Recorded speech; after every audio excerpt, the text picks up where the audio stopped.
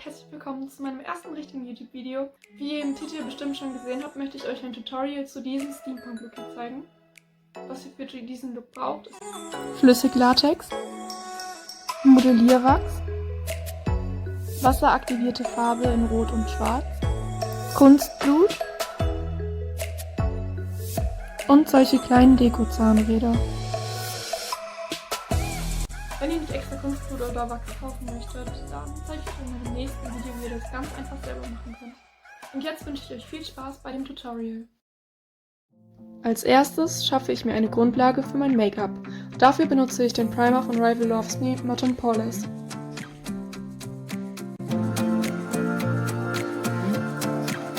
Ich benutze hier jetzt die HD Liquid Coverage Foundation von Catrice. Ihr könnt natürlich jede beliebige Foundation benutzen. Insgesamt könnt ihr euch natürlich so schminken, wie ihr es wollt. Das ist nur erstmal die Grundlage für das eigentliche Make-up.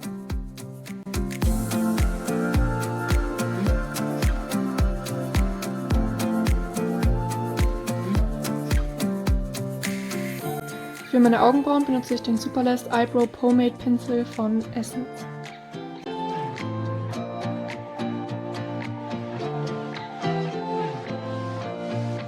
Als nächstes trage ich den Camouflage Plus Matte Concealer auf, um alle dunklen und roten Stellen in meinem Gesicht zu bedecken.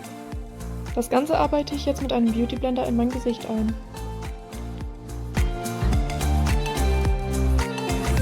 Mit dem Contouring Stick von Rival Loves Me konturiere ich jetzt mein Gesicht. Und zwar meine Wangenknochen, meine Stirn, meine Jawline und meine Nase.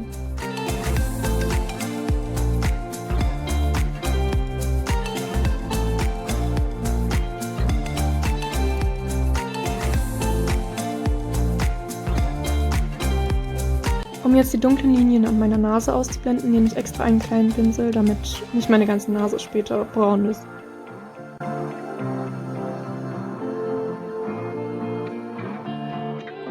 Mit dem Highlight-Puder aus dem Trended Up Face Contouring Set highlighte ich jetzt meine Nasenspitze.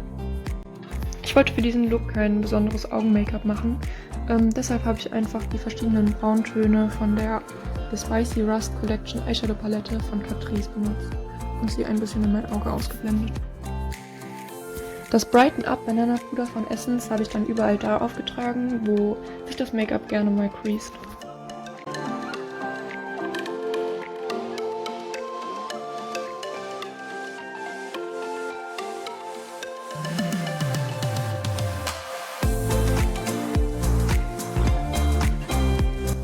Damit das Puder dann auch wirklich seinen Zweck erfüllt, habe ich es mit einem leicht angefeuchteten Beauty Blender in meine Haut eingearbeitet. Um jetzt mit dem eigentlichen Look zu beginnen, habe ich mir überall da, wo ich gerne die Wunden haben möchte, die Umrandungen dazu aufgemalt, damit ich mich später besser orientieren kann. Bei der linken Wunde auf meiner Brust habe ich mich nochmal umentschieden und sie ein bisschen nach oben verschoben, damit mein Oberteil später nicht komplett im Kunstblut hängt. Mit der wasseraktivierten Farbe von Eulenspiegel habe ich dann die Wunden schwarz ausgemalt. Dann habe ich das kurz angeföhnt, damit es schneller trocken wird und wir gleich anfangen können. Jetzt brauchen wir nämlich die Zahnräder und Latex. You're the opposite of me, like sun and rain.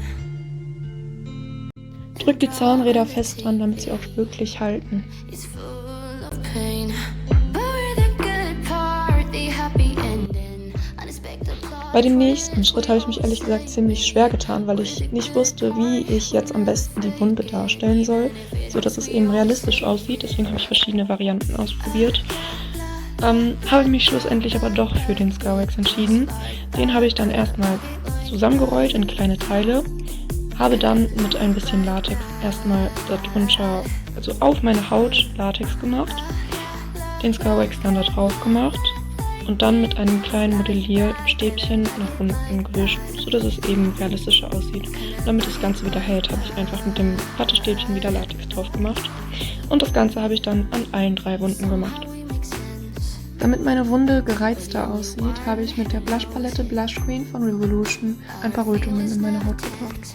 We don't need no water under the bridge. We're the good part, the happy ending. Unexpected plot twist, we always say. Als ich gemerkt habe, dass mir ein Stück Wachs aus der Wunde gebrochen ist, habe ich den einfach nochmal mit etwas Wasser glatt gestrichen und später nochmal ein bisschen mit Latex fixiert.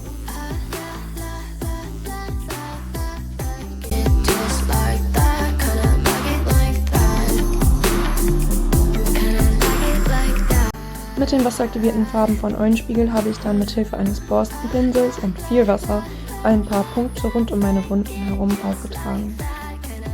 Dadurch soll das Ganze dann etwas dreckiger aussehen.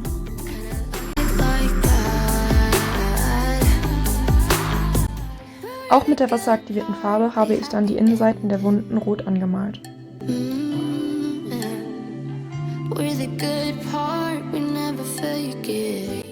Mit den Farben Canary und Budgie aus der Flawless Forever Birds of Paradise Palette von Revolution wollte ich dann einen etwas schmutzigeren Effekt in meinem Gesicht haben. Es ist dann aber leider doch nicht so rausgekommen, wie ich es gerne wollte. Deshalb habe ich das mit dem Printed Up Face Contouring Set noch einmal etwas nachgearbeitet.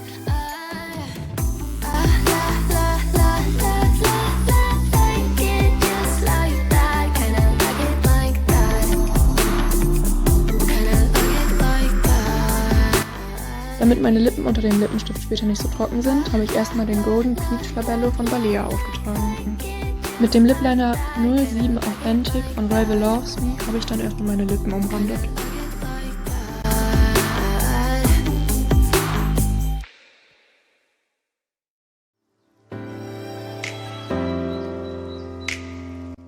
Bei diesem Look habe ich mich dann für den Demi Matte 080 Lippenstift von Catrice entschieden und Leute, ich liebe diesen Lippenstift einfach. Er ist so schön. In diesem Moment habe ich mich richtig auf Kunstblut gefreut.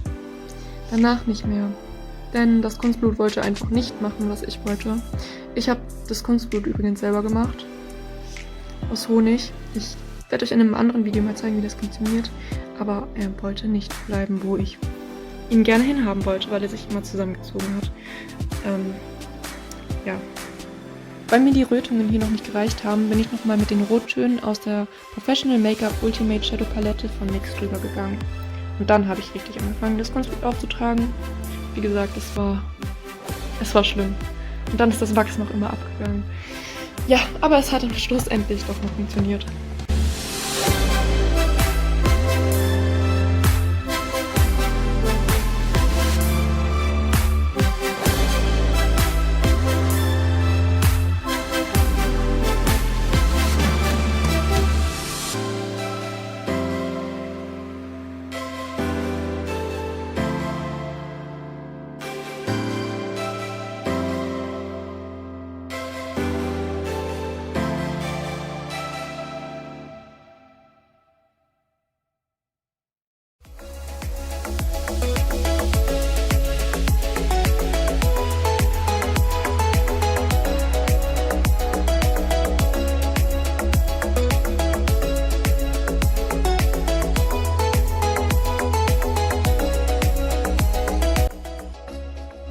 Das Ganze habe ich dann an allen Wunden gemacht und das sah dann so aus.